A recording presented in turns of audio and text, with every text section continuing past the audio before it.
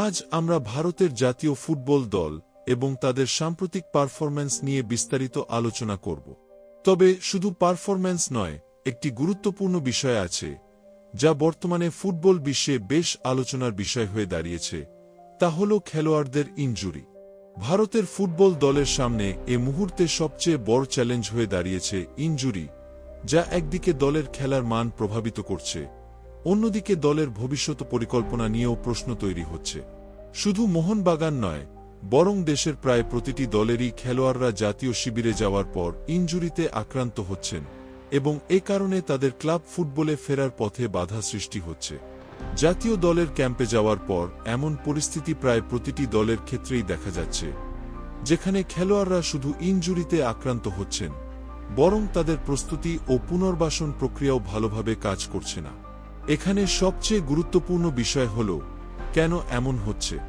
জাতীয় শিবিরে গিয়ে ইনজুরির হার বাড়ছে কেন? ভারতীয় ফুটবলে এত বছর ধরে জাতীয় দলের ক্যাম্পে খেলোয়াড়রা প্রস্তুতি নিচ্ছে, কিন্তু এই ধরনের ইনজুরি যে হারে বাড়ছে তা চিন্তার বিষয়। আশিস রায়ের চোটের খবর পাওয়ার পর ছাংতের ইনজুরির খবরও শোনা গেছে এবং এবার মানবীরের ইনজুরি নিয়ে আপডেট পাওয়া গেছে যে সে ওজন তুলতে গিয়ে কোমরে চোট পেয়ে ফেলেছে।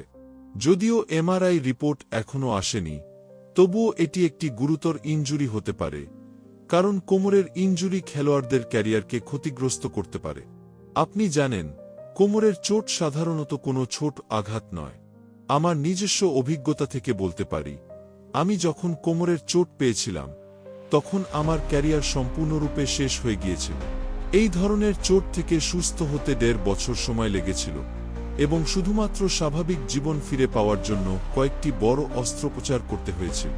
তাই মানবীরের চোট যদি গুরুতর হয়, তবে তার জন্য এটি একেবারে ভীষণ চ্যালেঞ্জ হতে পারে। কারণ কোমরের চোট শুধু খেলোয়াড়কে শারীরিকভাবে বিঘ্নিত করে না, তা মানসিকভাবে এবং ক্যারিয়ারের ক্ষেত্রেও খুব বড় ক্ষতি হয়ে দাঁড়াতে পারে।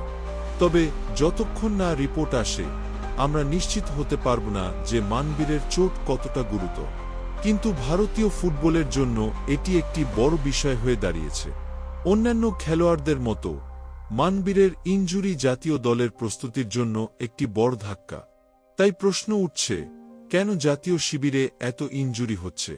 খেলোয়াড়রা তাদের ক্লাবের হয়ে 1-2 মাস ধরে ম্যাচ খেলে, বিভিন্ন টুর্নামেন্টে অংশ নেয়, কিন্তু কেন তারা জাতীয় শিবিরে গিয়ে ইনজুরিতে আক্রান্ত হচ্ছে?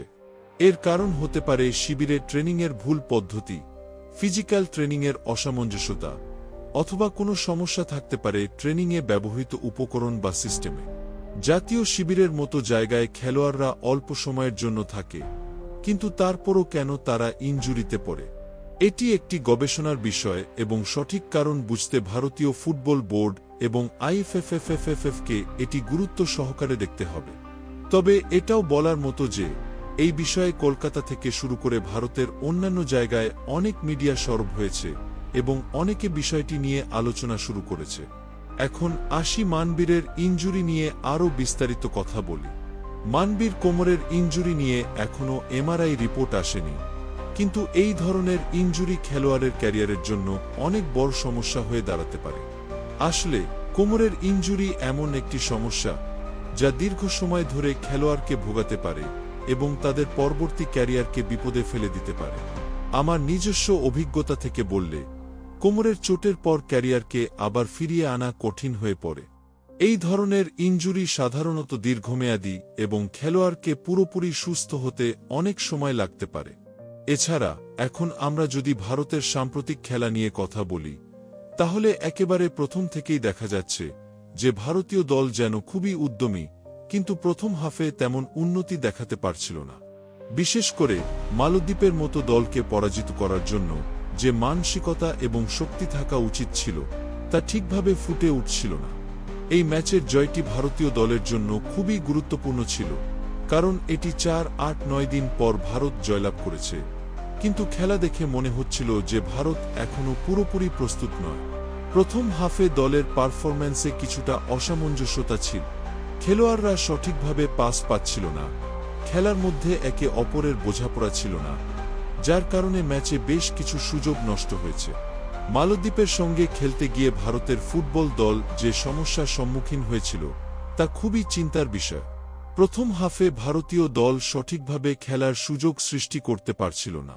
মালদ্বীপের অঙ্ক 1-6-2 আর ভারতের অঙ্ক 1-2-6, অর্থাৎ মালদ্বীপের তুলনায় ভারতের অঙ্ক অনেক ভালো, কিন্তু এরপরও ভারত ম্যাচে কার্যকরীভাবে ফুটবল খেলতে পারছিল না। ভারতীয় দলের মধ্যে ফিনিশিংয়ের সমস্যা ছিল, কারণ অনেক ভালো সুযোগ মিস হয়ে যাচ্ছিল। তবে সেকেন্ড হাফে কিছুটা উন্নতি দেখা গেছে। ম্যাচের সেকেন্ড গোলটি আসার পর ভারতের খেলা একটু ভালো হয়েছিল, কিন্তু এমনটা ঘটলে একথাও বলতেই হবে যে জাতীয় শিবিরে যতটা কঠোর প্রস্তুতি হওয়া উচিত, মাঠে তেমন তৎপরতা দেখা যাচ্ছে না।